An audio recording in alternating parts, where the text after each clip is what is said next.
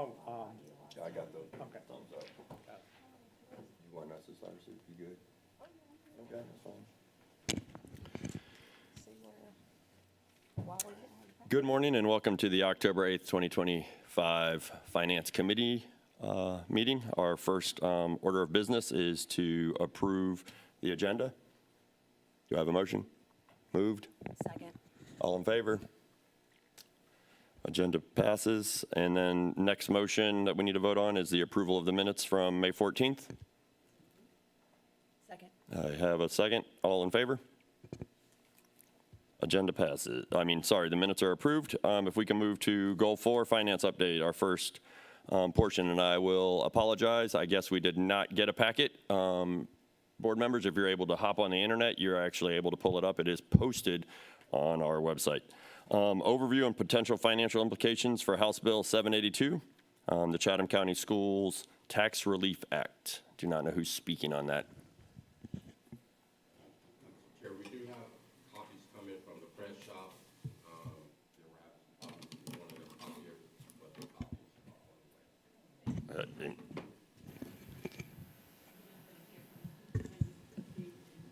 Do you have anything that you would like to start the meeting with, Dr. Watts? Good morning. Sorry about that. I'm just. No, and I am inquiring about the board packets. I know that they were prepared and ready to go out on Monday. I'm not sure why they did not make it to your email inboxes, but we are working on those as we speak. I would like to say this is a launch of budget season, but my new mentality is that we are always in budget season. Because the stewardship that we owe to the public is an ongoing and ever-present thing that we should have top of mind. As I think about our endeavors over the next year, over the next few months especially, I think it's almost like hurricane season as we look out into the ocean. A lot of times we can see signs of a storm, and we're not in a storm, so let me minimize any threat or fear anyone has, but the conditions are there over the next few years in which we would want to prepare ourselves. So we have, of course, rising cost of everything in our economy. We have a House bill that will have implications for us. We have unfunded mandates that we never can predict what those are going to be, and declining enrollment, which will also impact our revenue sources. So I would say we are in preparation phase, we are forecasting the future, and most importantly, we are positioning ourselves for an unforeseen yet predictable future of maybe some financial uncertainty. So excited to kick off our meeting today. Your materials are coming to you. But I think you can lean in and engage. There was a handout that I just passed out to board members. I think we have a few more in the audience if audience members would like to have them. I'll cover this later in the presentation, but with that said, I'd like to hand it off to Paige Cooley to go over House Bill 782 and implications that it may have for our school district. Thank you. Thank you, Dr. Watson. Good morning, everyone. Morning. As Dr. Watts stated, the agenda for today is an overview of House Bill 782, the Chatham County School Tax Relief Act, the district response to the A&M report, and an update on return on investment, ROI. The House Bill 782, which is going to be voted on next month in November, it's officially titled the Chatham County School Tax Relief Act. And I'm going to kind of go over what it means to the Savannah-Chatham County Public School System. Understanding House Bill 782, it caps the school's portion of property taxes at the base year assessed value of a homeowner's property. So if it passes this year, it will cap the homeowners, those are people with homestead exemptions, it will cap it at the 2025 fair market value of their home. This prevents automatic increases due to inflation or rising CPI values. This caps it on the fair market value of your home, though. It applies only to Savannah Chatham County School District, and it does not affect our bond indebtedness, which we do not have any of that right now. The exemption equals the difference between the current year assessed value and the base year value. So for example, if your assessed value of your home in 2025 is $250,000, but your fair market value goes up in 2026 to $300,000, it will remain at the $250,000 for 2025, but it goes up to $300,000 for 2026. It will remain at the $250,000 for the current year. It will not keep going up on your fair market value. It applies to owner-occupied homes. These are people that have homestead exemptions. It does not apply to improvements or added land after that base year 2025. It does not affect, as I said on the prior slide, school bonds or other county services. And here is just an example. If your home assessed value in 2025 is $250,000, your homestead value will remain $250,000 in 2026. You'll only pay school taxes on the 2025 base value as long as you remain in your home, or you will only pay it based on your Stevens Day CPI. The homestead value will no longer compound annually if House Bill 782 is passed in November 2025. What happens if it passes? Local school taxes will not rise automatically with CPI on the fair market value or the assessed value of your home. Local leaders must openly vote to raise the millage rate if more revenue is needed in some cases. And citizens will still pay school taxes, but the homestead assessed value will no longer rise as long as you live in your home. Will this funding hurt the school, school funding? It will cap it at the 2025 levels. This could lead to slower revenue growth, such as for transportation, staffing, student services. So I don't foresee based on this particular bill, House Bill 782, I don't see but minimal impact on revenue in the short term. Does this apply to all property owners? No, it only applies to those that are owner-occupied homesteads, which have the homestead exemption. Will renters benefit? They don't directly, but if it keeps someone's rent from going up, they could benefit indirectly, although if someone is renting something, it still does not cap it. It's only for homesteads, so I don't know that it would really affect them too much. I mean, I don't think it would, this exemption helps them too much. What is the timeline? If it's approved in November, this next month, it'll take effect January 1st of 2026. House Bill 782, impact on school revenue. The factor is appreciation shielding. It limits the tax value of growth for existing homeowners, reducing expected revenue from rising property values. The revenue growth suppression, as home value rises, the district cannot fully capitalize on increased assessments, leading to slower revenue growth. New construction is still taxed. Taxes from new homes and improvement are not exempt, providing some offsetting revenue. Bonded debt still funded. House Bill 782 does not exempt taxes for bonded indebtedness, so funding for capital projects or school construction remains intact. We typically use eSplosh for that, though. Budget planning complexity, forecasting revenue may become more difficult as appreciation no longer translates directly into higher collections from existing homes. Possible school district responses. If we didn't have enough, the millage rate adjustments, the district can propose increasing the millage rate to maintain revenue levels. We can restructure the budget. We may have to look at services and certain things and provide essential services and delay discretionary spending. And then there's also advocacy, which we can seek some seek voter approval on new levies or exemptions. Strategic implications, the district may need to reassess spending priorities. The district could possibly delay or scale back programs, explore alternative funding for grants, or increase the millage rate. Questions and discussion? Ms. Hall? Good morning. Good morning. Paige, how often is the fair market value assessed? The assessor's office would have to answer that. There is, on your tax bill, I brought mine with me, there is like 2 different amounts. Well, there's 3. There's a Stevens Day value, a Stevens Day CPI value, and a fair market value. And people that have been in their homes for a while are actually on the Stevens Day CPI value, not on the fair market value. So if you've lived in your house for a while, for example, on mine, I bought my house in 2002.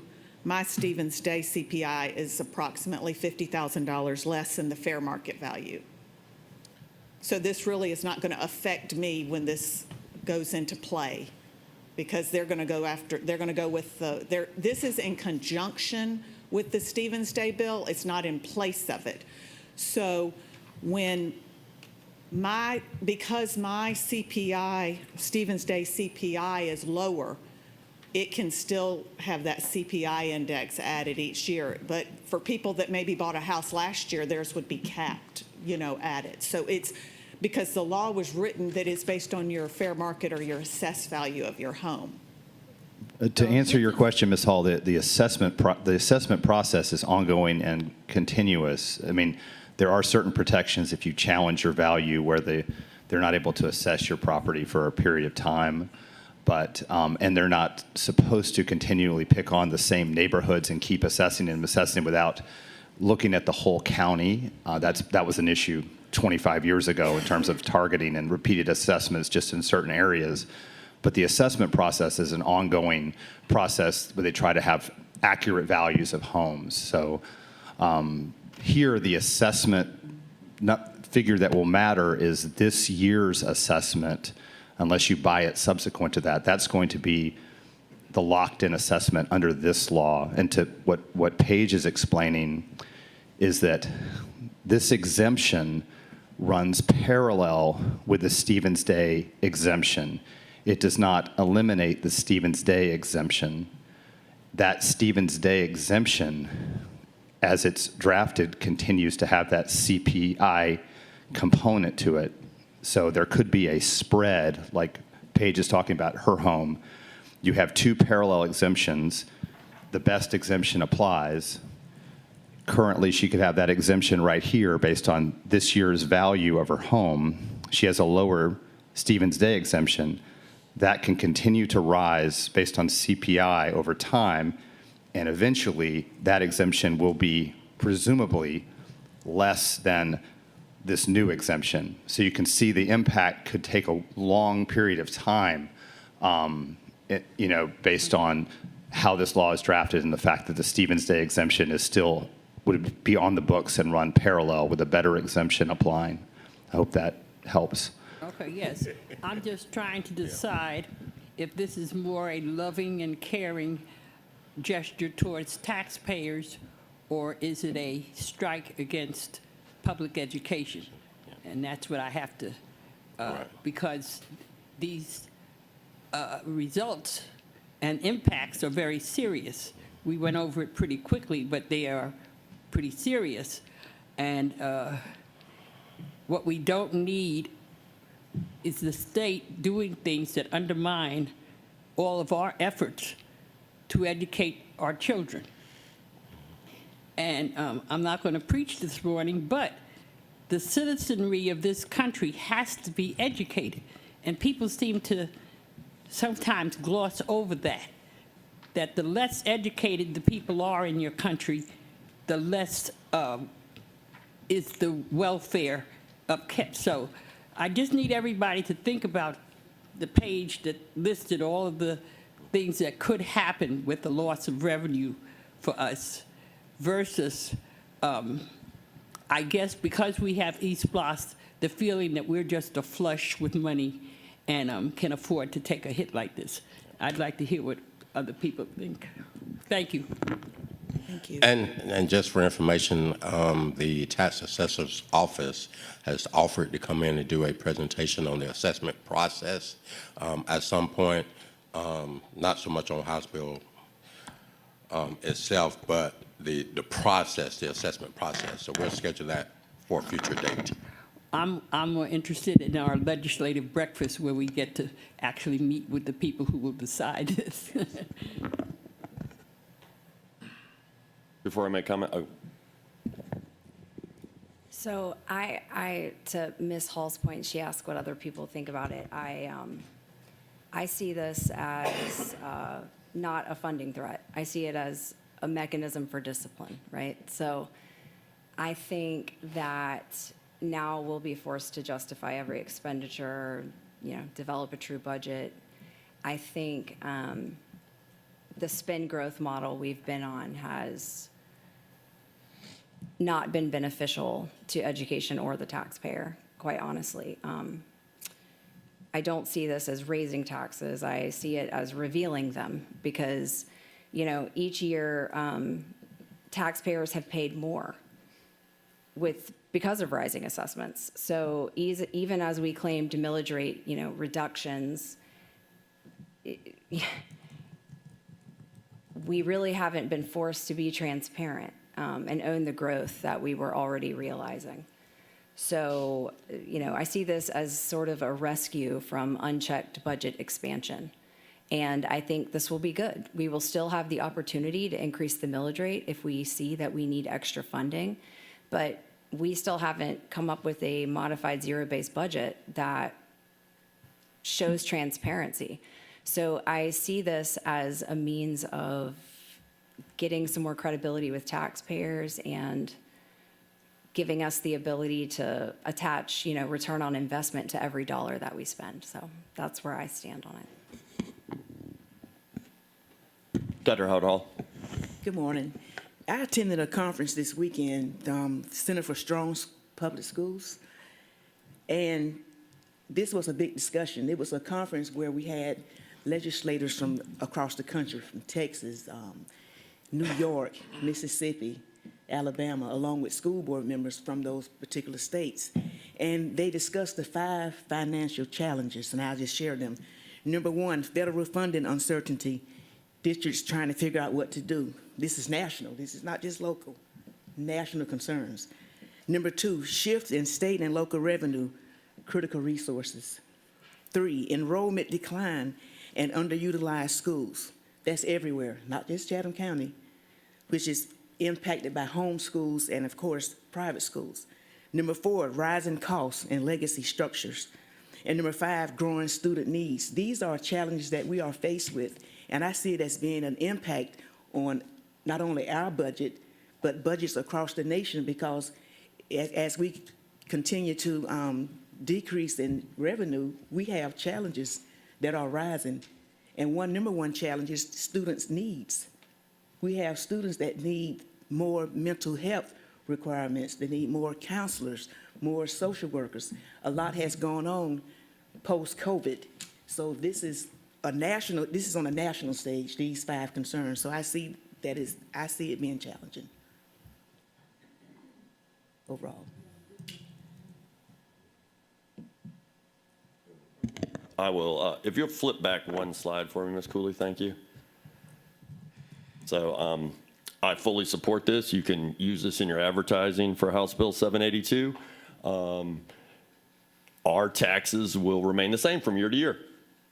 We will no longer have to hold 3 meetings saying we are not hitting the rollback, correct? I perceive that we will not have to play that game anymore because we are not going to have a windfall of money each year because of inflation, correct?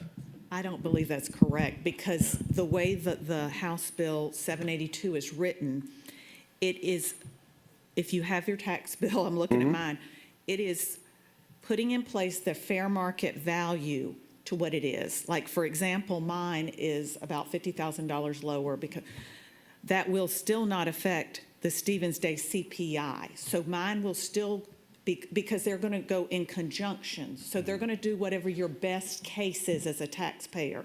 So they're going to look at my Stevens Day CPI value, which is lower, and it's on a consumer price index, so it's still going to keep jumping until I match the fair market value, then it'll stop. And when I did an analysis for myself, just looking at it at 3%, in about 10 years, this will help me, because it'll cap me, because if I'm just doing it based on a growth of about 3% a year, it'll get that 50,000 up to the fair market. That's the way that I have read that this affects. That's why I don't think I'll it's reach gonna- back out to the legislators that I've spoken with, because the way that it was told to me by the people that were writing it was that it would stop that CPI. Right. That your value would be whatever it was in 2025 with whatever the CPI has been over however many years you've been in homestead exemption through Stevens Day. And then whatever that value is you have right now with the accumulated CPI is your new value you're going to be taxed on forever until they make new legislation. If that's the case, then, for example, on mine, who's been in my house a long time, if it's based on, which it says on the law, the assessed value, I will actually have to pay quite a bit more taxes next year, since my value is higher since I've lived there a long time. So if they are going to do no CPI, but that means my taxes are actually going to go Yeah. up. No. Not assessed value. With the way I've had it been, and we need somebody to actually clarity. tell us how this Yeah. is, if No, the lawyer knows. I think the No. clarity, sir, to answer your question about the hearings, they're still going to do reassessments.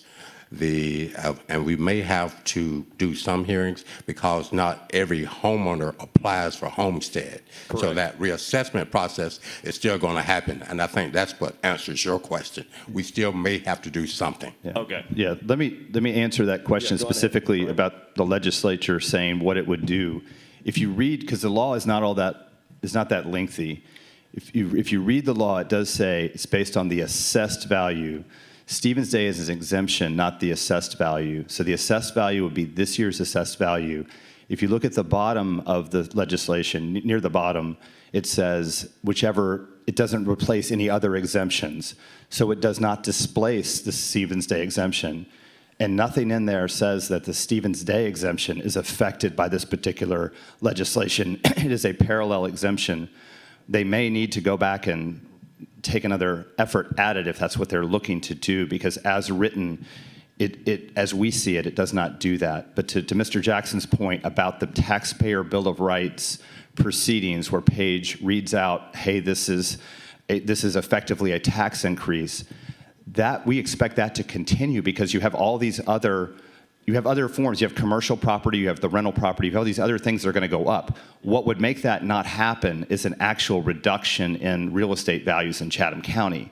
If we had an actual downward valuation in properties and that was reflected in assessments, then that scenario could happen. But this law itself is not going to prevent that scenario from happening. Okay, thank you. I don't look forward to those 3 hearings, but it'll be a different conversation.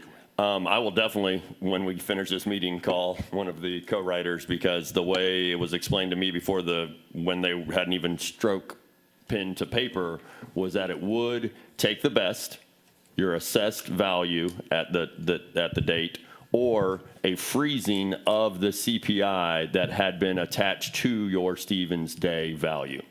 It doesn't state that in the law. It doesn't state that. That's not how we're reading it. So I'll make sure that they are pitching what they want to pitch, because I truly thought that this was going for a taxpayer.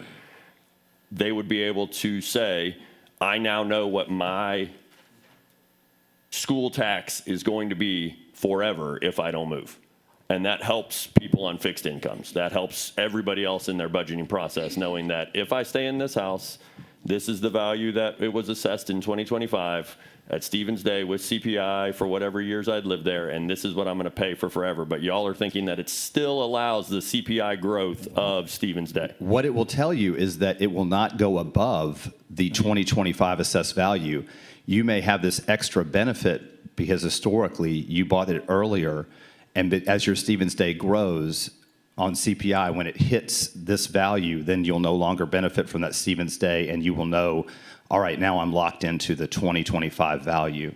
You can never get higher than that assessed Right. 2025. For Yeah. someone like me would be about 10 years from now, if you growth at about 3%. So I would not see any kind of reduction, just to give Gotcha. an example. Yep, yep. The way it's worded. And I'm just making sure I'm going to ask the right question.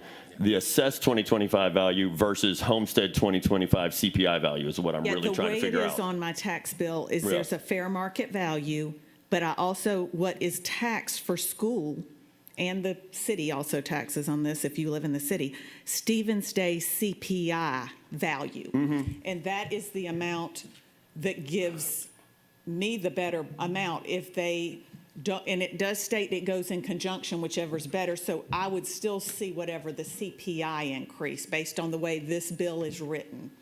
And those that have been in their house, now, if you just bought your house in 2025, you're good because it's probably the exact same thing. Yeah. Your fair market value equals your Stevens Day CPI, so yours won't. But for people that had been in their house for long periods, it really, some people may not see a benefit for 10 or 20 years. Oh, yeah. And it also just, Depending on how I just much want to it's- give Ms. Jackson a hug right now because I can't believe the amount of paperwork she would have to do on the backside to figure out for each house each year, when does that change happen in building? Okay, so we'll figure that one out. Yeah, I'll get back to you, Ms. Hall. No, go back to 11, I'm yeah. sorry. So, no, we're just going to strike, and this is for me, the district will, not may need to, the district will, because we are starting a new idea of what budgeting looks like in this district. We had some stuff dropped on us at a workshop. I watched it again. And the district will reassess spending priorities every year. The district will delay or scale back programs based on return on investment. The district will explore alternative funding, as we should always. And we as board members, if we need to increase a program because it is a strategy and not just we made more money from the voters, so let's spend it, we will have to vote to increase the millage rate based on strategy, based on return on investment, not based on we have this lovely CPI that keeps going up every year and we keep getting massive amounts of money, so let's just spend instead of actually budgeting based on priorities, budgeting based on programs, and budgeting on what's best for our students and what's best for our staff, instead of just spend because we have. So I am fine with everything on this slide because it is the district will. Because we found out at that workshop from A&M that we have not been doing a lot of these things.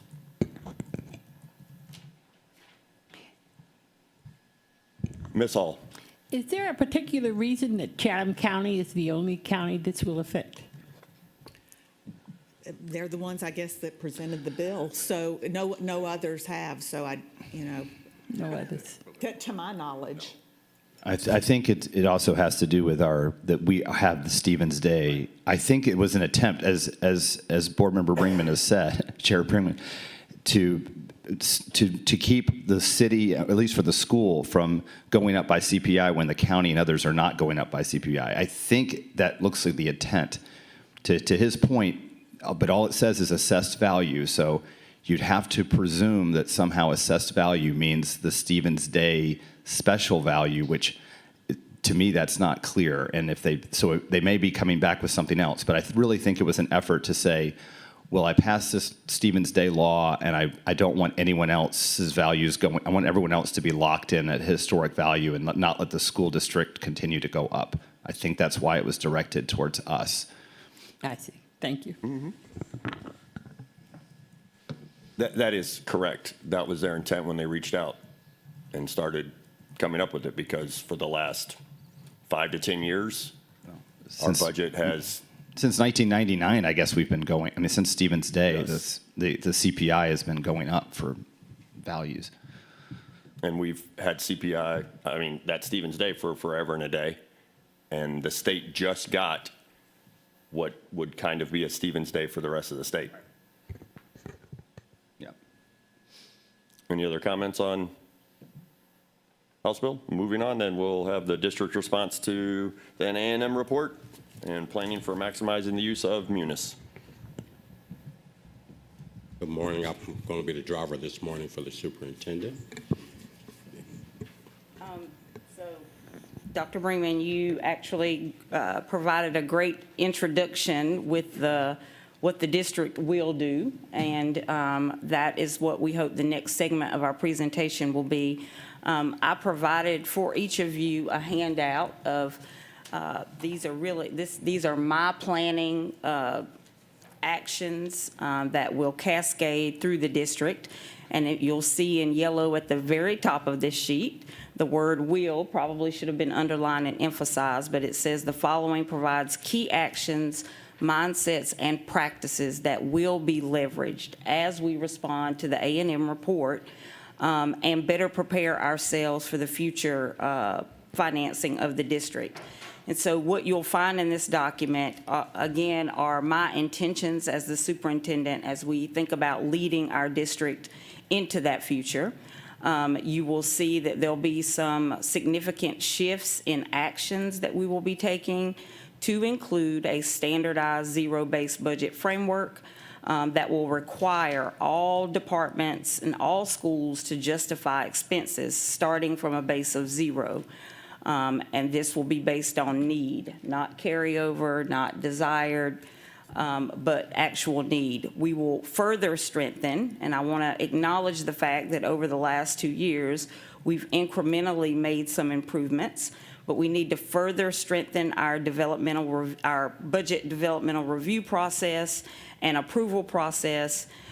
We will be making sure that all of our resource allocations that we bring to you as a request demonstrate a return on investment unless they are a pilot. Obviously, if it's a pilot, we won't have initial data to demonstrate a return on investment. In addition to that, we will strengthen our regular budget review process, having robust conversations now starting in cabinet, with a monthly look at departmental and school finances, looking where there is overspend and underspend. We will monitor expenditures to make sure that we're staying within the budget, and we will explore mid-year shifts.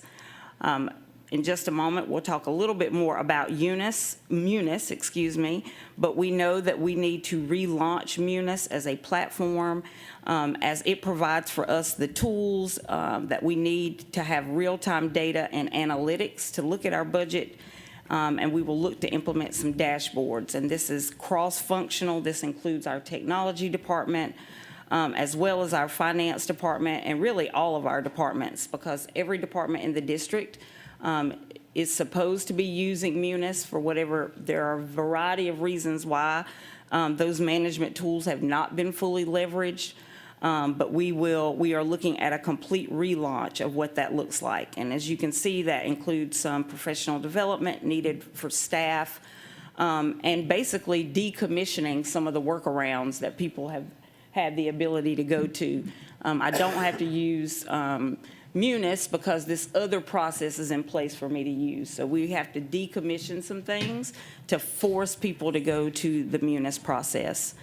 In terms of planning, practice, and procedure, you can see some additional language here about strategic alignment, transparency, and I also want to continue to embody a spirit of innovation and flexibility.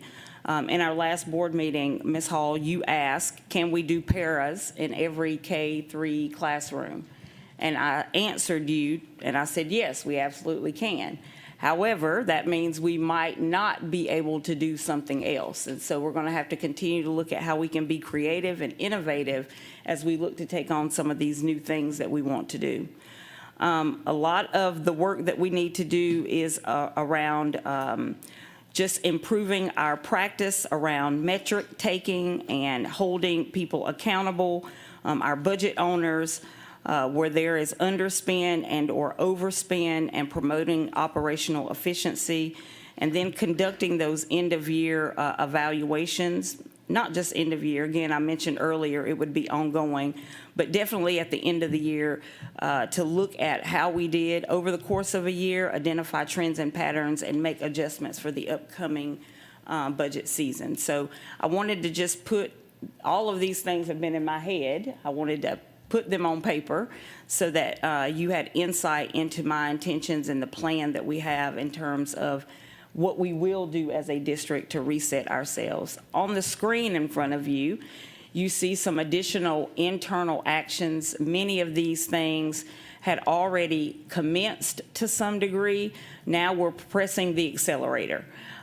So you can see here that we're planning, we've actually already started, a gap analysis around Munis, reviewing opportunities where we can discontinue modules. There are some modules that we are paying for that we're actually not using, again, for various reasons, so we need to decommission those. Exploring integration with other key systems.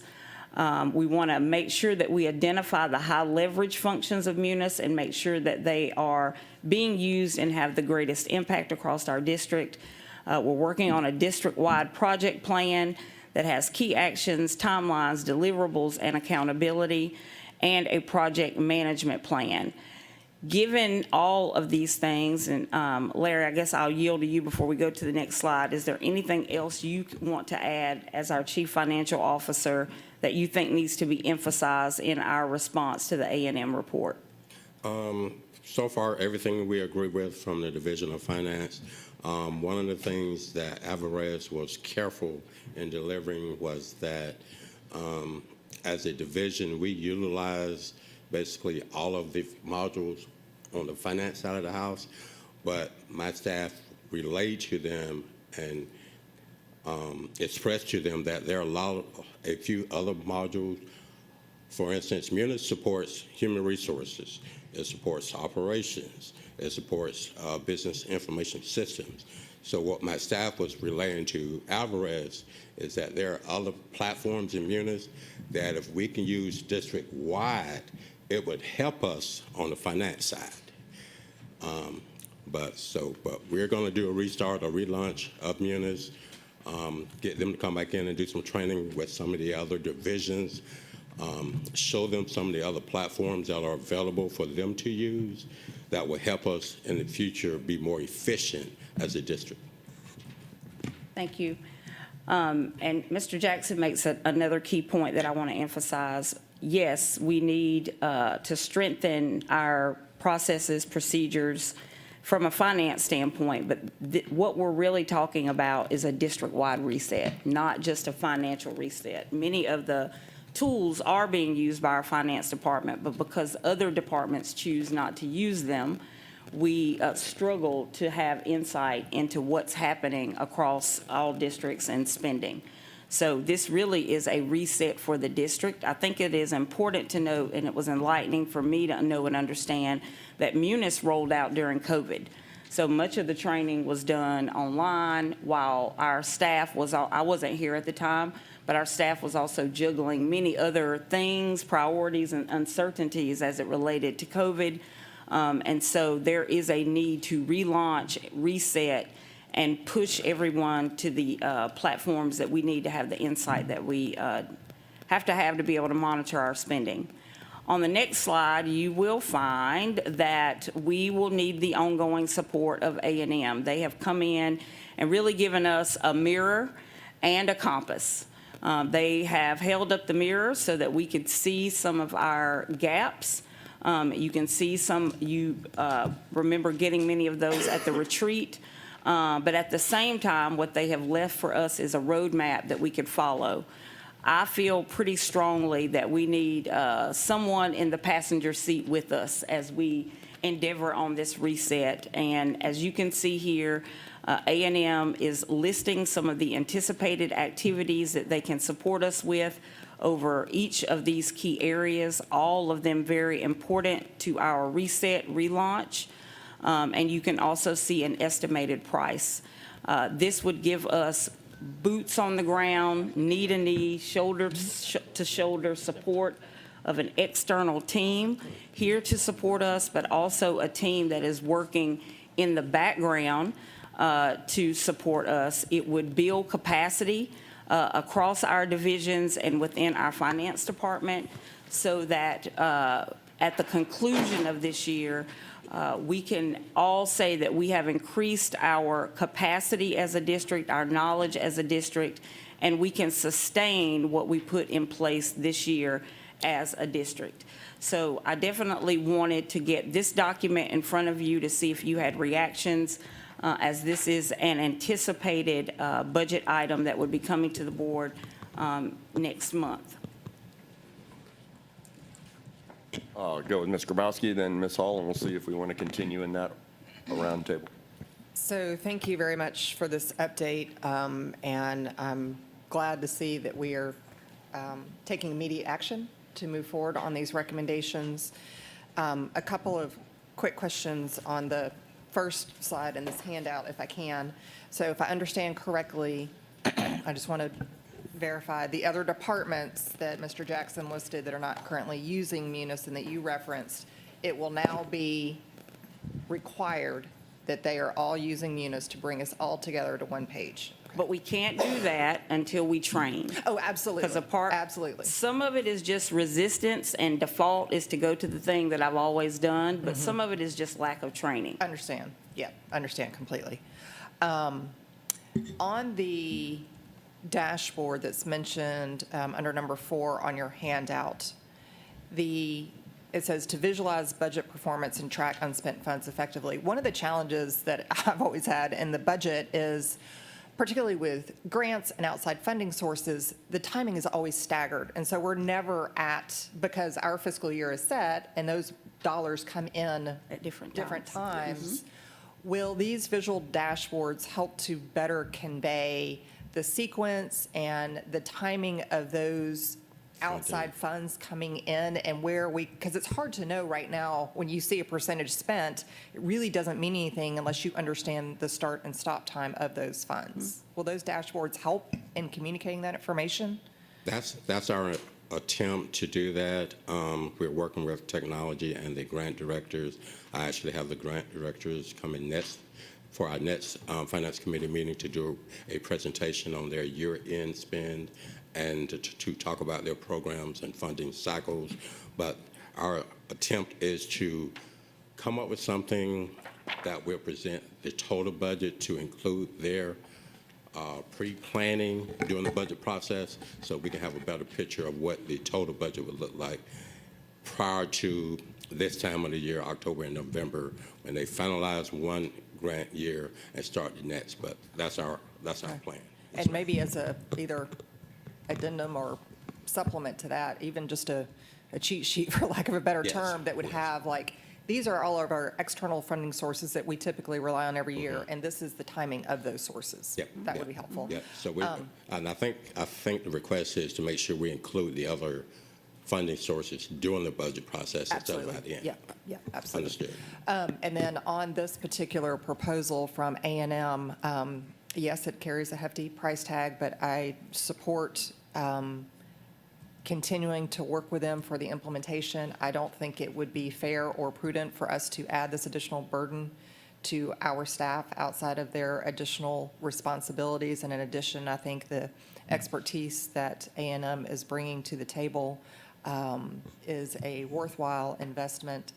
I'm particularly interested in how they will help us, what that looks like for them helping us during the budgeting process. Does that mean that they will be here with us in person, helping walk through that budgeting process? Okay.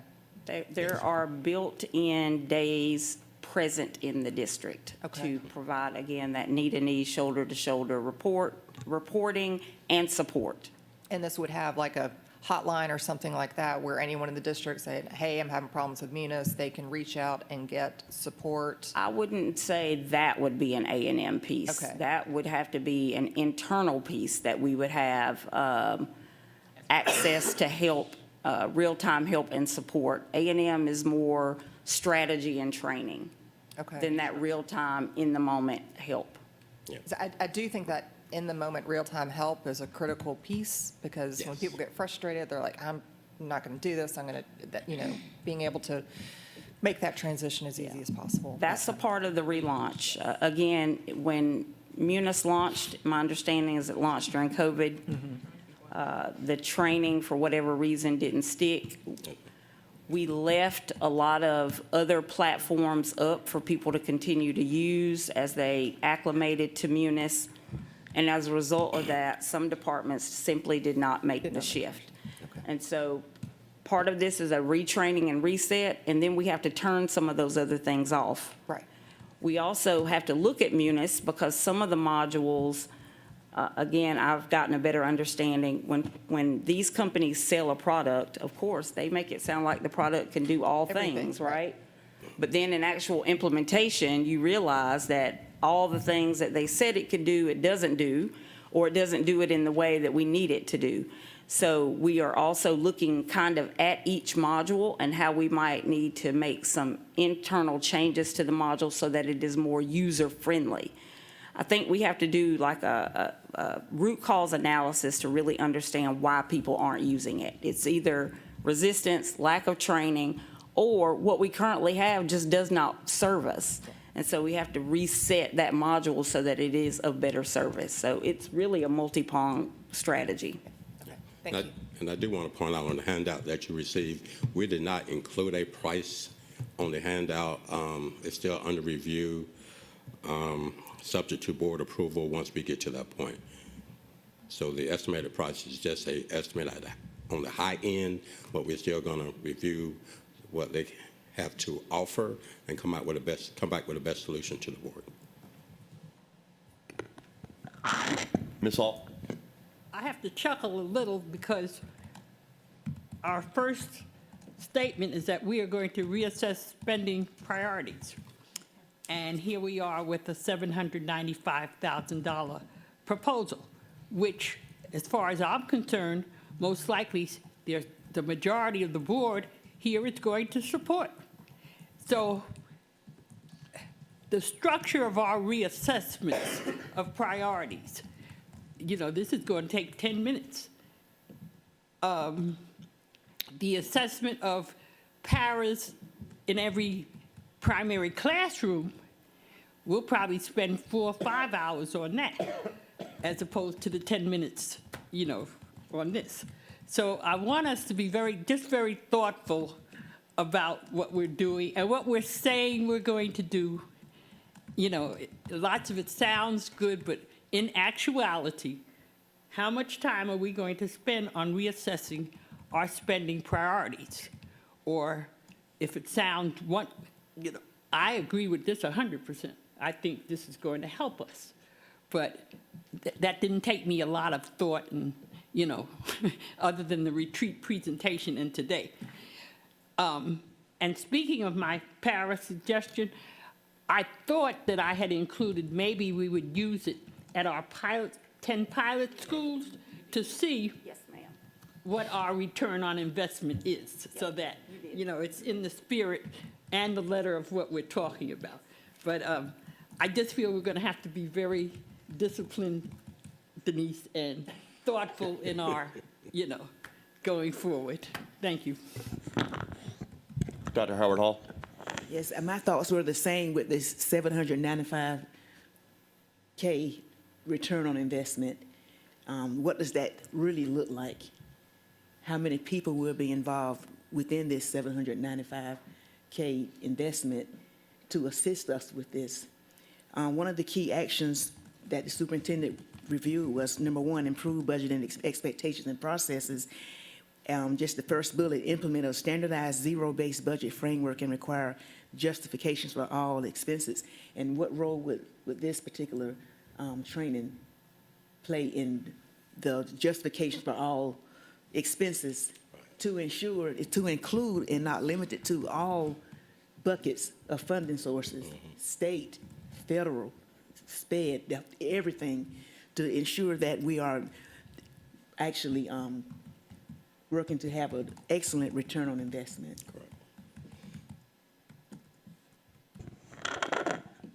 Ms. Campbell? I support the $795,000. I wish that we did not need someone to come in and help us with our budget process. But I see this as, to Ms. Hall's point, I think having paras in all K through 3 classrooms is a great idea and would be a boon to our district, and especially with our initiatives that we have, like literacy. I think it would help to have the extra hands on deck. But I see right now that without any return on investment attached to dollars that we spend, we have money that could be reallocated to that. If we had people that were helping us attach return on investment to these dollars so that we knew where they were going. Budgeting in general, I think, needs to be a priority as we move forward, whether it's 10 years or 20 years down the road that we appreciate some sort of outcome that's beneficial. I see this as a trajectory to doing things in a way that is cost effective and gives the taxpayers some, relief about how their money is being spent. So I do support this. Mr. Moss. Thank you very much. And thank you, Dr. Watts. I love this train SCCPSS budget team on new model. I think one thing that was glaringly apparent at the presentation during our board retreat is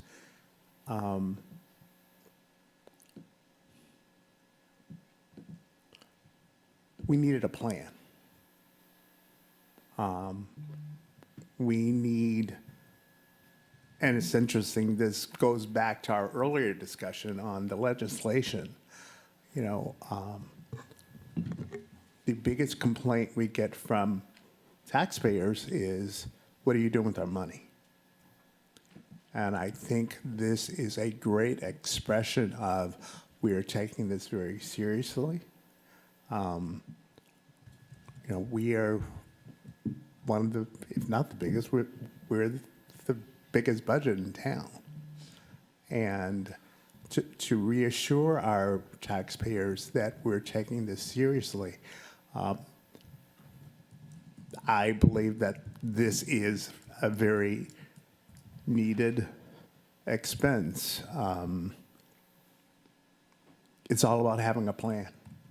It's all about having a plan. And I appreciate you guys. Thank you. Ms. Campbell had 2 more questions. Yeah, I forgot to ask this. So, Mr. Jackson, you said that Munis was fully optimized in finance? Yes, for the modules that we use on the finance side, we use all of our modules. There's one we just started using a few months ago, which is the vendor self-serve, and that's in alignment with a contract management platform that we chose not to use from Munis, but we purchased another product. So after we purchased the second product, we started the vendor self-serve. But of the 12 modules that we are currently invoiced for, we use all 12 of them. Okay, and when did we adopt this other program? Do we know? When did we approve spending on another program? It's a contract management module. It's a software, but it's a small amount, so that did not have to come to the board. Okay, I just remember at the retreat, I believe you mentioned something about. Bonfire? No, No. you didn't say specifically, but you said that you had some other programs Correct. that you had been using. That And- we have a couple other programs that we just started using earlier this year to help us along with some of the shortfalls. Basically, the shortfalls that Alvarez mentioned are the ones we told them about, but we also told them about, okay, here's what we found to supplement what we're trying to do. So we implemented those earlier this year. And those supplemental plans, do they work in conjunction with Munis, or Yes, are we they can upload independent? information to Munis, correct. Okay, so they weren't workarounds or No, anything like that? they're not workarounds. Okay, We can upload information to Munis. It just allows us to put more information in, to get dashboards, to get all of the bells and whistles that Munis does not have. gotcha, okay. The other question would be, this is going to be an uncomfortable question, but I'm just going to ask because I don't know what this looks like. But when we talk about 795,000, that gives me a little heartburn, even though I think it is necessary, to be clear.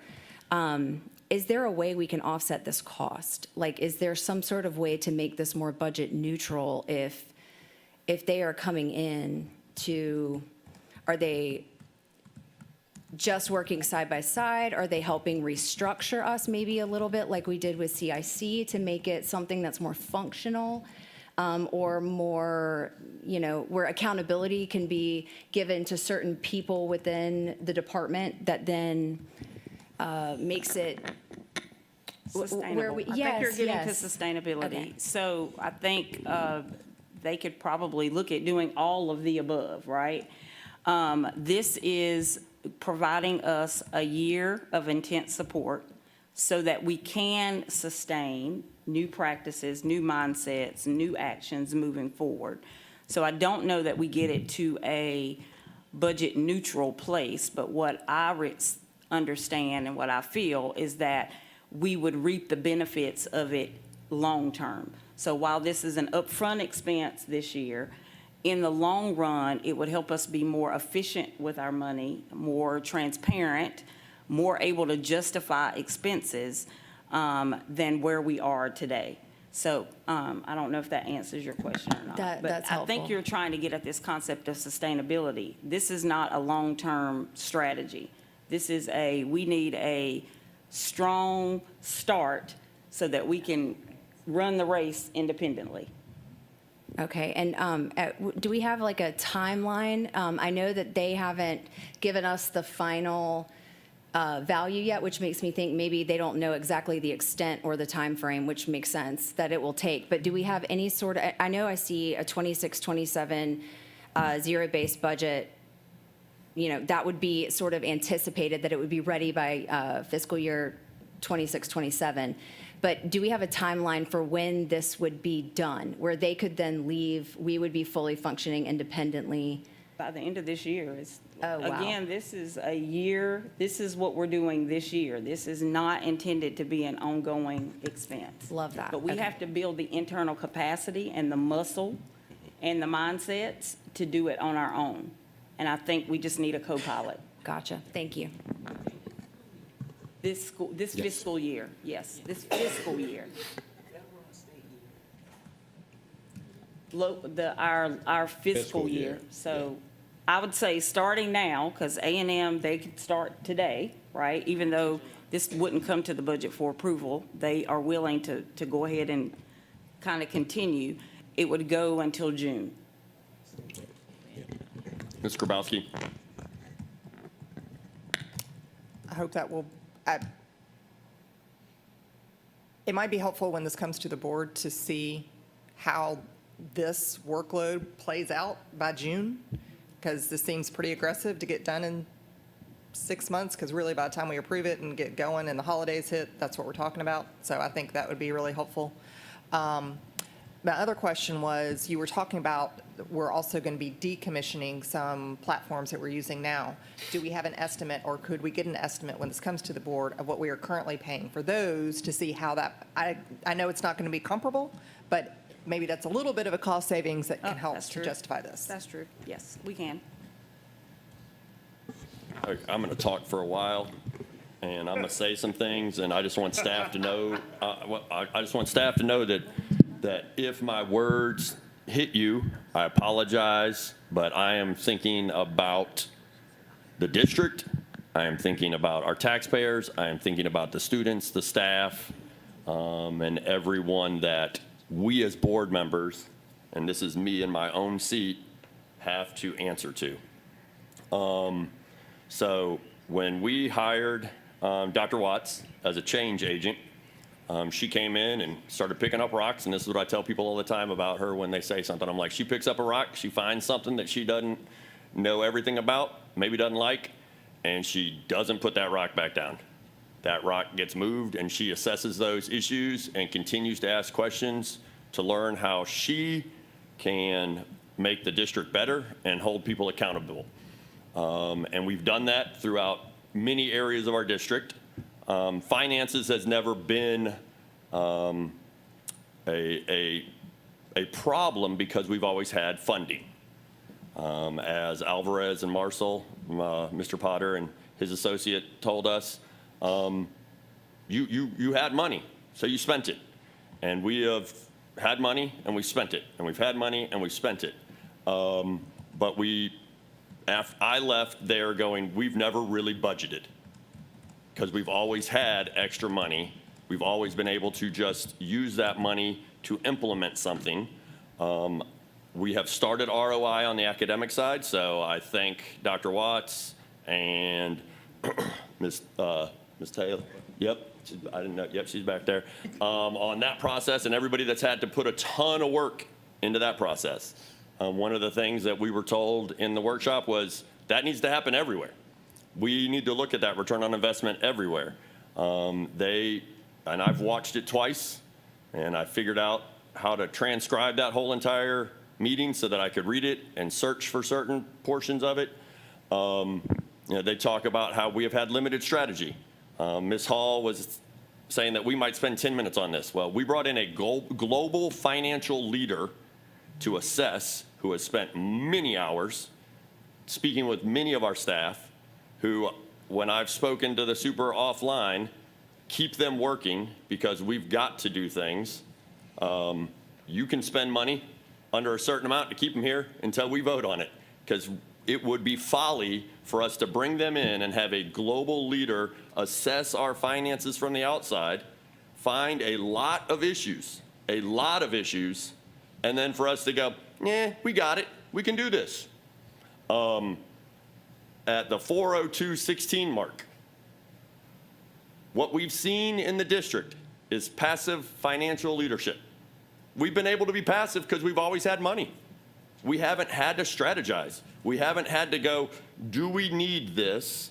Do we have to tell the district the board members, our strategy is to get paraprofessionals in every single room, so you're gonna have to raise the millage. You're gonna have to make that decision if that's the strategy of our Team 10. Please, Superintendent, send out the phased stuff that you shared with me, because I think that will help the board really see they've already got the roadmap. So I'm not worried about the 6 months. Oh my gosh. And they've got every single bullet down to this much manpower, this much reward. It's gorgeous. So it's a lot. Have fun reading it. That was my past weekend. But we have to do this. And House Bill 782 is at a perfect time to tell us we really have to do it, because we will budget with a strategy. And we will ask for return on investment on everything. I'm going to end with the comment that I went back and watched this twice to try to find, because I thought I heard it, and you kind of sometimes just start telling yourself you hear things. But at the 440, 449 timestamp, building a budget model for the first time and building a budget process for the first time. We brought in global leaders in the financial world, and that was what they told us, that we will be building a budget model for the first time. We will be building budget processes for the first time. And our staff might think that we have some of those, and we probably do, but from the outside looking in, it must not be good enough for them to say that it is. As they stated, and this is why this dollar amount matters none. Those are really heavy lifts, and you have people that are going to have to also be flying the plane, building a budget for next year, while they're trying to build new budget processes and think about every school's budget at a zero-based model, every department's budget at a zero-based model. So it's important to find the right balance that works well with the district. The right balance is to bring in an expert that's already looked at what they see as issues and have them help us correct those issues so that all of us, the board included, takes a more active role in the budgeting process. Because I believe that we on the board are probably gonna have to have more difficult conversations surrounding the millage rate to actually strategize our budget. And that might be uncomfortable because we've been in this time frame where we've had money every year, so we get to spend it. We can go on a vacation. We don't do that, but that's how you would in your home budget. In your home budget, you're like, oh, extra money, let's do this. But that's what we're accustomed to, and it's going to be a big change, but I look forward to it because it will be easier for us to know what we are doing to make a difference versus just trying everything. Any other comments before we go to the next ongoing support from A&M to advance? Yes, Mr. Moss. You guys know I'm Episcopalian and we don't do this, but I gotta give our chair a big amen. And from the finance division, we look forward to the support from Alvarez and their team. Again, as I shared, my staff relayed and vented and complained about a lot of things that's not happening in the district. And we believe Alvarez can come in as a third party and help us with that. But the main thing is they have experience with other districts that use Munis, and they can help us create a crosswalk we were not able to do during the pandemic. So we look forward to the support we can get from Alvarez. I do not know who's up for 403, or did we already do the advance recommendations? Was that, we're on ROI, so I'm guessing that's.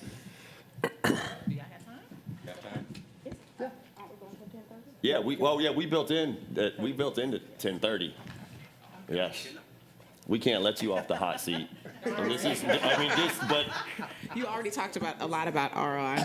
this is literally the meat Yeah. and the dessert and everything, so go. And many of the things that I'll share with you this morning have already surfaced, so I'll highlight some of those and I'll work to be timely because the bottom line is in order for us to see the maturity in ROI, we have to do the things around the budget process because it's integrated. It does not work as a standalone.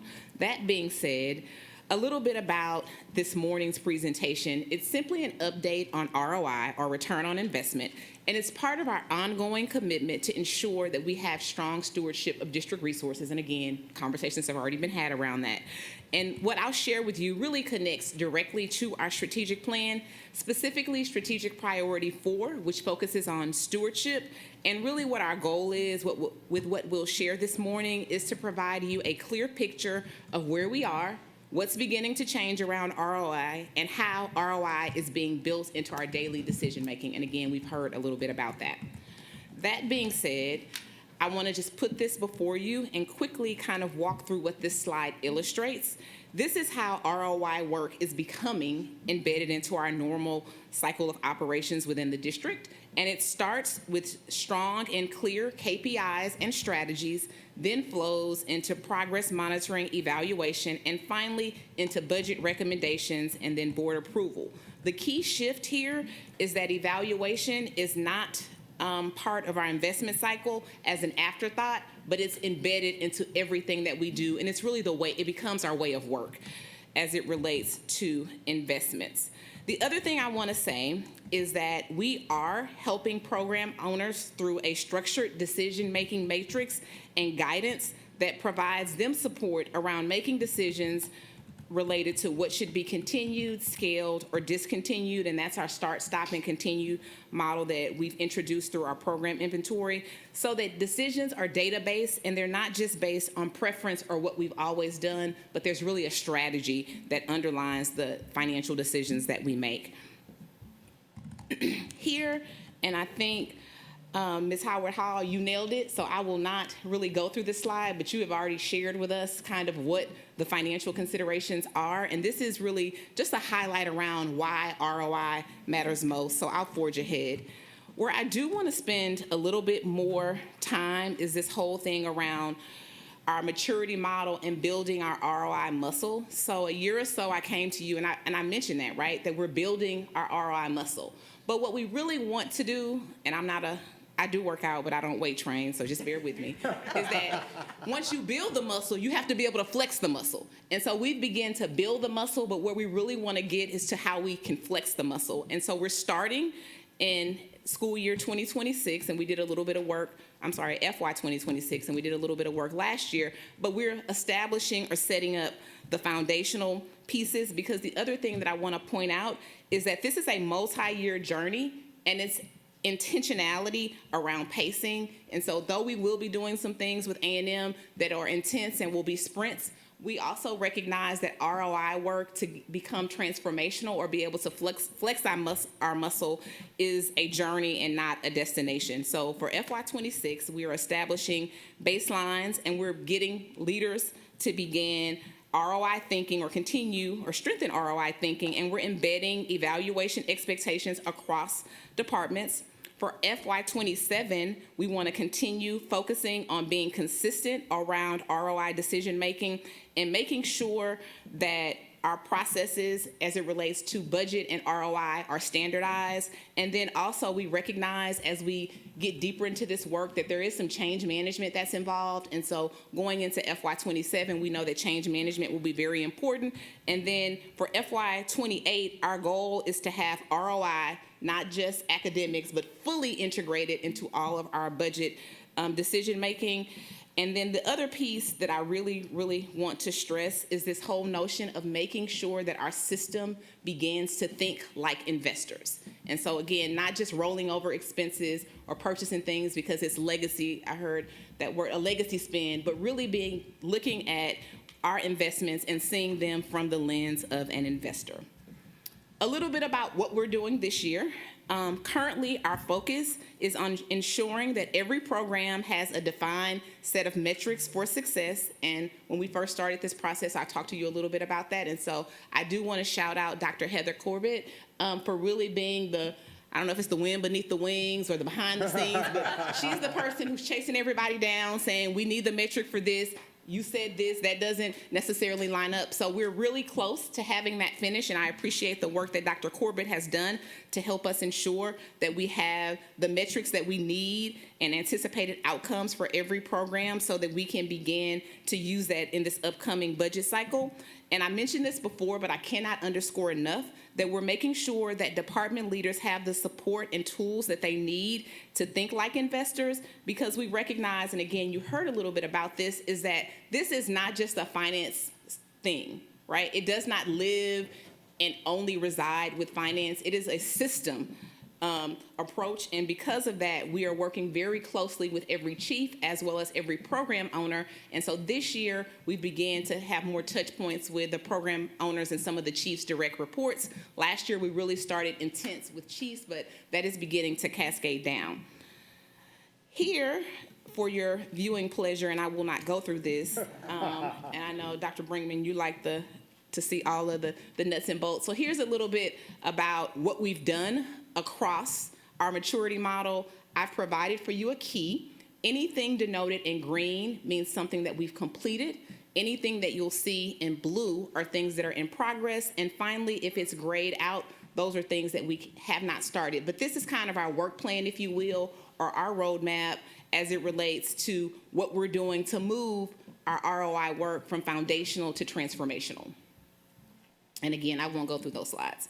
Then I'm also excited to share with you some tangible deliverables that have come out of our ROI work. We now have a program evaluation guide, and what this does is allow us to set standards for how and when programs will be evaluated, and then it also outlines consistent criteria and expectations for program evaluation, and most importantly, it promotes transparency and accountability. So we do have that, and just yesterday morning, I got to spend a large part of my morning sitting with Heather, thinking through what a virtual training will look like around this program evaluation and launching ROI work across the system and not just with our chiefs and their direct reports.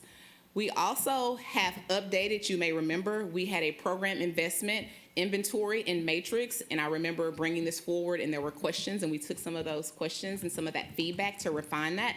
So we've updated our program inventory to have some new features and collect some different data or additional data, and then we've also updated our program evaluation matrix, and you'll see that before you.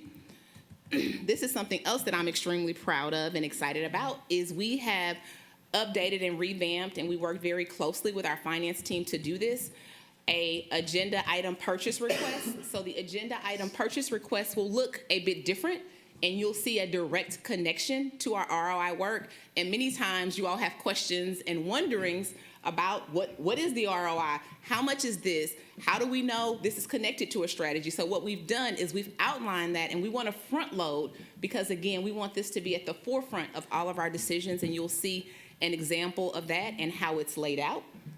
And then finally, we have implemented or created a decision-making resource hub so that everybody has access to all of the resources as it relates to ROI. So all of our employees throughout the system can go on to ClassLink, and we have a hub there where they can look at program evaluations, they can look at ROI data so that everyone has a central place in which they can access where we are with ROI and see some of our ROI work. Decision analytics, we are beginning to launch. We're not quite there yet, but we're becoming closer. Is some of the analytics. I know we talked a lot today about dashboards, and people want to know the formulas and what are the numbers behind it. How do we move from qualitative to quantitative? We've began modeling some of our graphs and charts and begin to collect that data, and we hope within the next month we'll have clean enough data to begin generating reports. But this is an example or a sample of the types of data that we will be looking at as it relates to our current spends, where things are underutilized, where things are getting the most bang for our buck, if you will. And so that's a little bit into the future. The other piece that I'd like to share with you is we have began to outline where we will be evaluating for the upcoming year, and you'll see those things that are here before you, and we'll take a couple of approaches.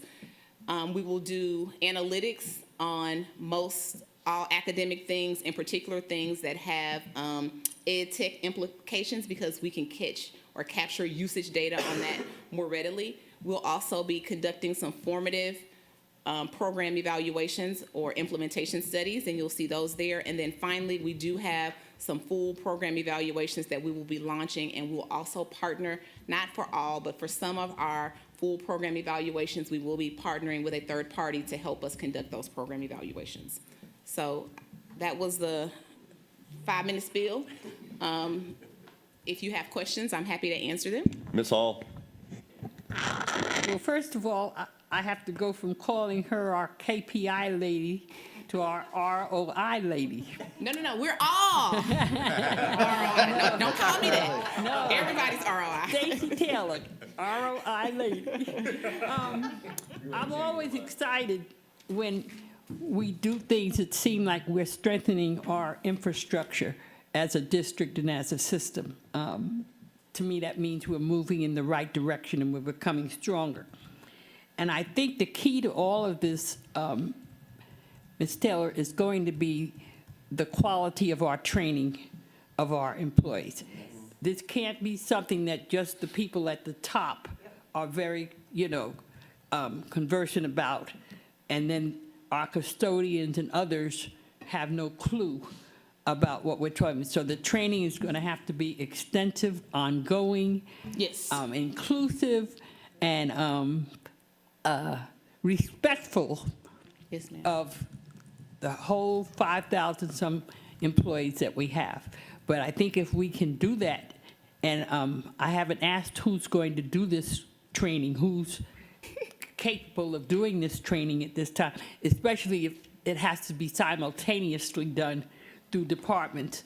But I'm very encouraged to see this, and looking forward to it. Absolutely agree, and I'll underscore this whole notion of ongoing, and I mentioned that it's not a destination, but it is certainly a journey, so we recognize the need for ongoing training, and I appreciate the inclusivity. I think you're right, and the other thing that we're thinking about is how do we do it in a way that's innovative and creative, because a training does not have to mean people have to stop what they're doing, come in, spend a half a day. So what are those ways in which we can get to all of our workforce, but do it in a way that meets their needs and that they can really, connect to, if you will. Ms. Grabowski? So thank you for that comment that you just made, because I think, like this is our stuff. Oh gosh, one more thing. Like I got to do the MUNA stuff. I got to do this. Like being able to convey that, yes, it is retraining and rethinking, but at the end of the day, it's going to improve outcomes. It's going to make work processes more streamlined. It's it's going to be better in the end.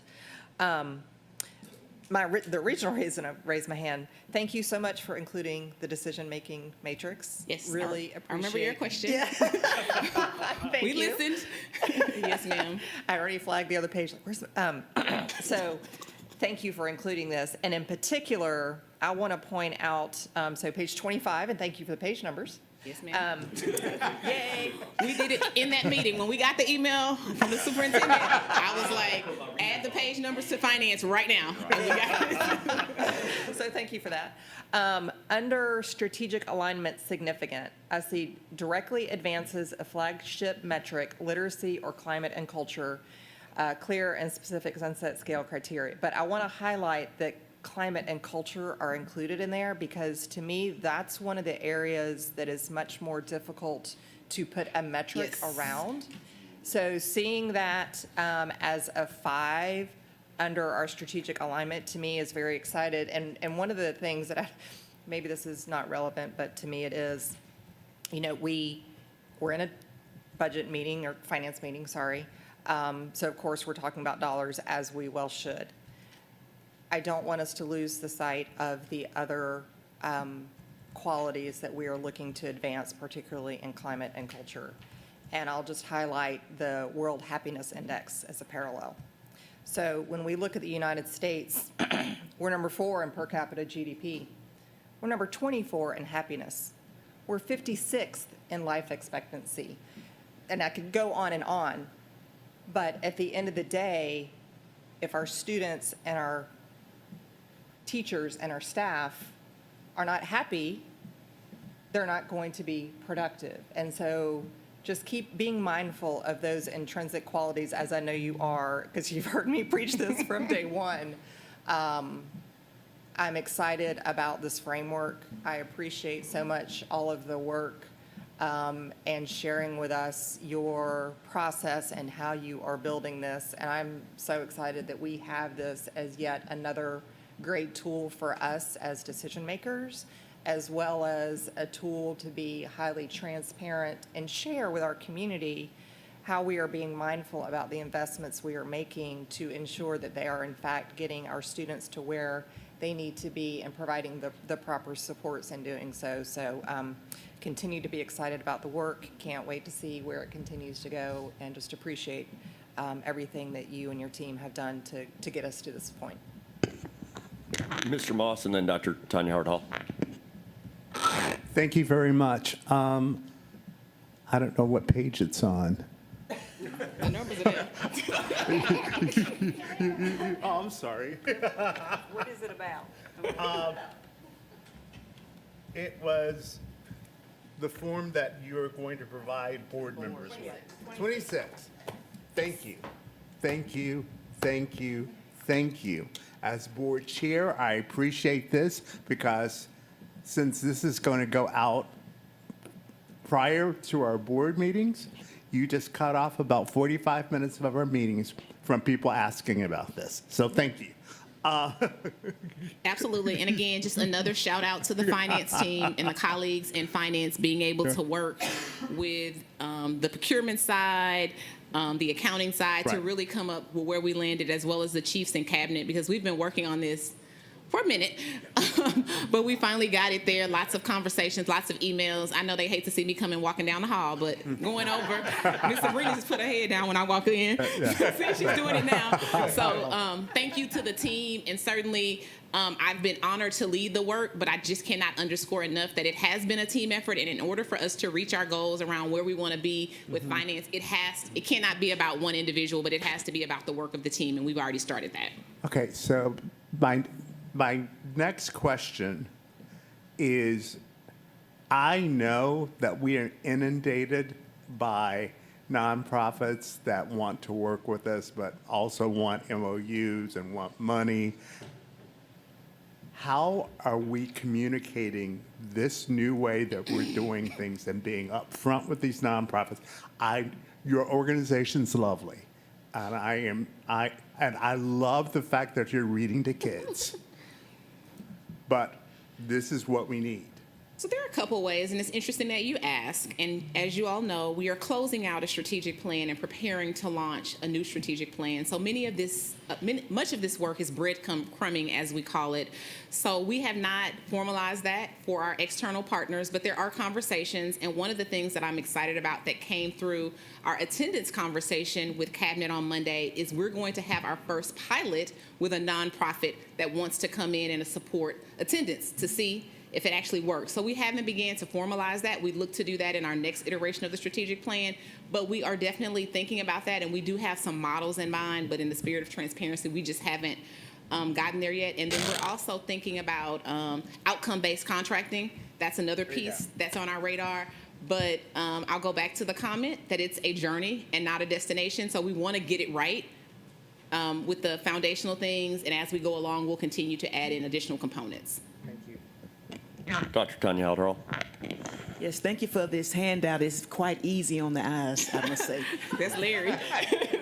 The consent agenda purchase request reminds me of a budget amendment that we used to do, back in Title I. And my question is, this is really awesome, but we do have, the school board, we don't always see all of the purchase requests due to the amount. So is there a process similar to this for your Pen 1, Pen 2, or Pen 3 approvals? And are they still using that terminology with Pen 1 and Pen 2? Because it's been a while since I've, worked in the district. I'm a phone a friend. I told you it was a team effort. Friends, do we do Pen 1, Pen 2? I'm not familiar with that. Mr. Brennan shaking her head, no. Not Pen 1 and Pen 2. We still have approvals process that go through a workflow, but not the Pen 1s and Pen 2s. But it still goes through a workflow because everything is basically transparent, so anyone that starts a request can follow it through until it's approved. Yeah, the workflow is driven by policy, Dr. Howard Hall, and you're very familiar with an old school terminology there. That goes back to the green screen days. Yep. Leafs. Leafs, thank you. But we aren't using that terminology anymore, but we do have those thresholds of approvals that are baked into the framework that we use right now for our financial system. So again, in our work that we're doing to try and ensure that this cascades deep into all divisions for even purchases that are below the board threshold, this ROI drill becomes extremely critical for us, and it's incumbent on not only the cabinet, extended cabinet, but all department leaders to have an understanding of it. Yep. And though, I'll just highlight, going back to the kind of my internal thinking, just wanted to highlight the interrogation of how we spend money. When approvals come in, I want to deepen scrutiny of anything that comes to my desk. Why are you doing this? Where is the funding coming? Was it a part of the strategic plan? Where's the case? How are you going to know that it got the return on investment that you're intending? So it's building in our cadence those questions that always need to be asked. And if people can't give good responses to those, then the answer is no, we're not going to spend the money. So are we eliminating the use of purchase cards No. for different departments? But I understand where you're going with your line of questioning, right? I do understand where you're going Because you don't need approval, you can just. You go- don't need approval. Right. You're right. So that's a good point. I appreciate you bringing that up. I do know that we are going to be looking at, I believe as a part of an audit, upcoming Yes. audit, our procurement card. So that may stimulate Surface. some thinking about that. But you're right, those are in-the-moment decisions that I don't get to approve. Thank you. and the other thing, Dr. Howard Hall, to your point, if we go back to the decision-making matrix, that's where the interrogation starts. So though it may not be board-facing, we are having those conversations, and that's what the matrix allows us to do for every investment. Quick thing, just, Ms. Gabarski mentioned something about, well, not something, but she talked about the staff and the students and everybody being happy. And I know that there's a lot of professional development involved, so hopefully that the professional development can provide happiness within that training, because I know that's a negative for many people. They feel inundated with all of the different trainings that are required. So we need to work on making that a pleasant time so that we can be happy doing training. That's right. Yes, That's right. agreed, and we agree, and we're testing things. So we started something this week called micro sessions. So instead of spending a long, extended time, we offered 45 minutes to an hour for staff to come in and be engaged, not us talking at, but learning with staff, hearing from them. And I was pleasantly surprised with the turnout because it was optional because I wanted to test it. Folks did not only come, but they really leaned in, and they're already like sending emails about when is the next one. The next one, this was just a test. So now we're beginning to prepare for that. So I think that really reminds me of how do we think about how we can do the work in a way that's different. So yes, absolutely. Ms. Campbell? So, like I always say about this is my favorite part of what we do here, other than, obviously, I think it's going to make educating children so much better. So I applaud you and Ms. Corbett and everyone who was involved. This is amazing, and you did such a good job making this something easy to read and understand with proper metrics attached. On slide 25, maybe I missed it here, but again, I didn't have this prior to being here, so I'm sorry if you're repeating yourself. But how often is this decision-making matrix getting sifted through, and by whom, so that we're evaluating it on a regular basis? So it's annually, and it starts with the chief, the program owner, and then from there, it would go to Ms. Corbett, then to me, and then eventually to the superintendent. And then the cabinet also has conversations around where we landed on our inventory and matrix based on the feedback from the program owners. Okay, and then at a minimum, since we start the budget so much earlier, which is great, does that mean that we'll be getting some updates on some of these throughout the year, or is it going to be a yearly report sort of thing? We'll give interim updates as we collect the data, but we will do this annually. We'll make decisions annually, but we'll give updates, and the updates will help just drive the decisions that we make as it relates to what are we scaling, what are we discontinuing, and what is giving us a return on investment. And some of the charts that I showed you, and I'll go to slide 28, these are the things that we'll be updating on and monitoring and sharing on a more regular basis. Awesome, I love that, thank you. Say it one more time. So the contract renewals drive when we review based on when we're expected to purchase again. That will also be factored in to looking at if it's something we continue. But again, annually, we're really looking at how it's trending as it relates to return on investment, if that makes sense. Yes, it does, thank you. Oh, you're welcome. Yes, Ms. Hall? Ms. Taylor, this consent agenda request, to me, this means training for some people. Is there going to be a sample of this is how a completed form should look? Yes, ma'am. We've already launched that. And speaking of doing things different, instead of calling folks in and sitting down and taking time out of the day, what we did is we provided a guidance document, and B, we took a agenda item that had previously come, and I appreciate Mr. Butler being the person to let us test one of his items. So we took a real item that he purchased about 2 or 3 months ago, and then we laid it against this new framework, and then we began to have conversations with staff. And there were questions, and we went some procurement type. I'll use that for an example. We had lengthy conversations on what that should actually capture. And we also recognize that once we begin to use this, there may be other things that we need to refine and tweak once we see it in action. But we've done, to the best of our ability, a lot of testing and using it with our current items so that folks really see how it comes together. And who's the person accountable for this being ready to go to our packets so we get The to vote on program it? owner, so the person who is presenting the agenda item, and then they work with procurement. So procurement is, again, also at the table, making sure that the item, before it comes to you, that it has this, and if there are questions or things that they need support around, they can reach out to Ms. Corbett. And of course, Kurt Hediger I was and gonna say, myself, I we was are waiting to hear kind of the that. last Kurt eyes Hediger.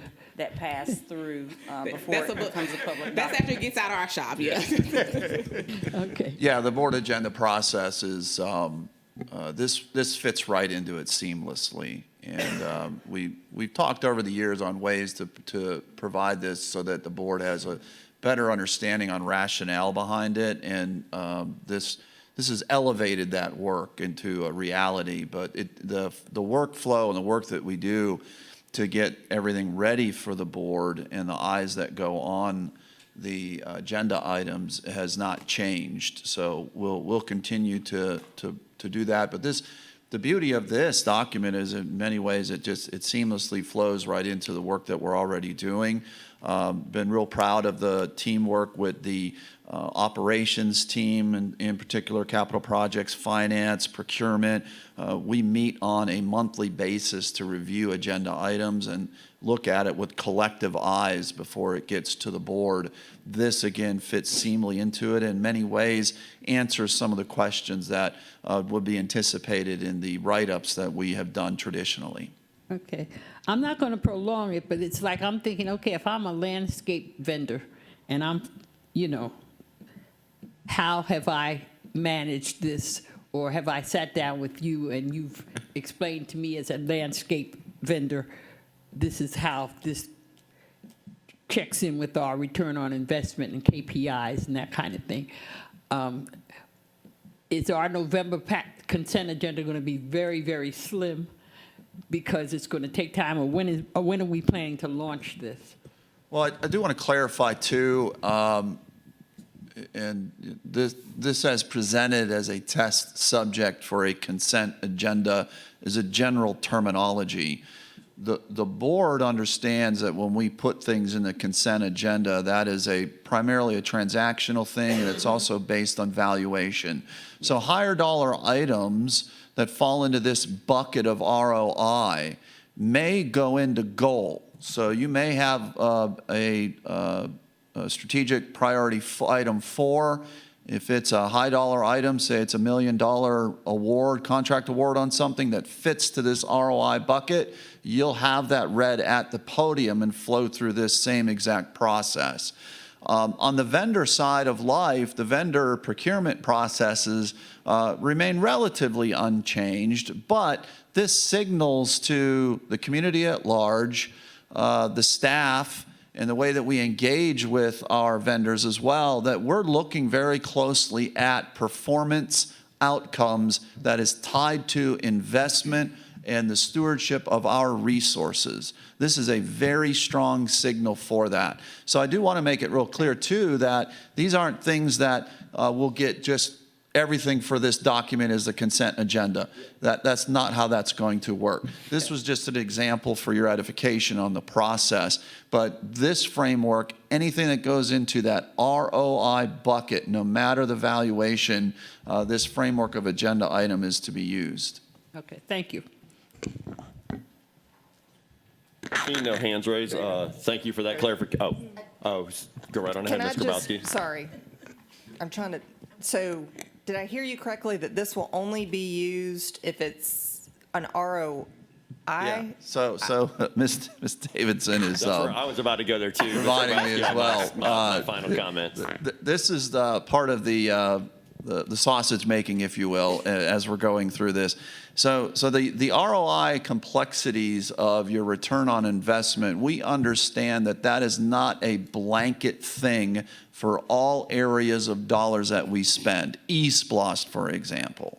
So if we have an eSPLOST award, you have procurement processes that are established for that, whether it's a straight bid, RFP, CMR, all of those things. Some of those components aren't going to simply apply into the ROI bucket. But let's step back a second. Let's take a look at ROI and its true valuation for the district. And you're really talking about programmatic uses of tools that we are that could be from multiple divisions where this would really fit and apply quite well. We talked about Mr. Butler as an example. We do see a lot of initiatives that come through the work that we're doing in academic affairs, for example, in how we're utilizing programs. The high dosage tutoring is a really good example on that. What's the payoff on that investment and that dollar as it aligns to our goals? So we do want to also make clear that when some of this will not be applicable based on the category of spending, and the easiest way to explain that right now is using like an eSPLOST example. Well, to that point, number one, I hope that this, it says consent agenda, but I could see where this would definitely apply to other things, so I think just clarifying that. And then on the capital side, like the simplicity and clarity of this, like translating something for capital projects, sorry, Ms. Davidson, would be really helpful, and it's something we've talked about, so look forward to seeing that next And Ms. step. Davidson probably won't share, and I won't put her on the spot, but she's beginning to kind of play with it. We don't have a prototype to show, but she's beginning to kind of look at how this could lay over the capital work, yes. Right, exactly, yeah. All right.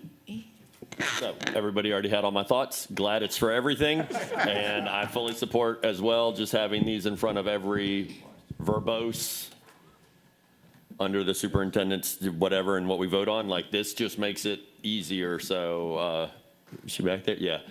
Start building your little sheet too, because I think it's going to make it so much easier for everybody to understand what's going on. And yes, some of these categories might be NA. That's fine.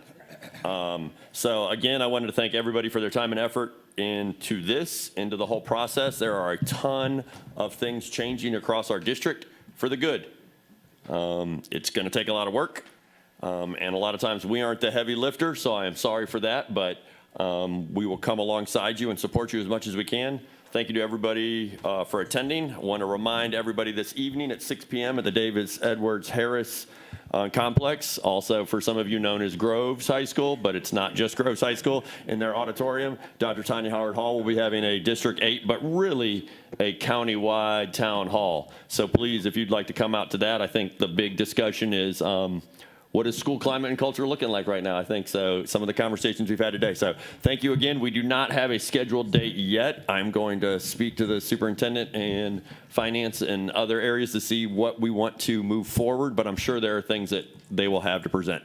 Thank you. Meeting adjourned.